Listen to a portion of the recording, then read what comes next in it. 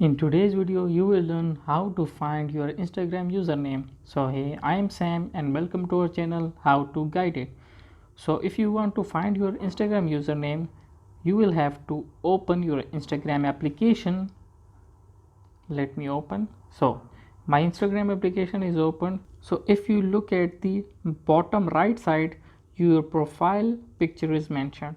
Click on that picture and now your profile is opened. Now if you see at left upper side of your page, you can find your Instagram username. So this is your Instagram username. If you want to change your Instagram username, you can simply click on the edit profile and you can change it there by clicking on the username and you want to change it. So you can change it to anything you want to, but if you don't want to change your Instagram username, you can leave it as it is. So this is the whole process of finding your Instagram username. So if you find this video helpful, like this video and subscribe to our channel for more upcoming content. So if you have any questions in your mind, you can freely ask in the comment section below.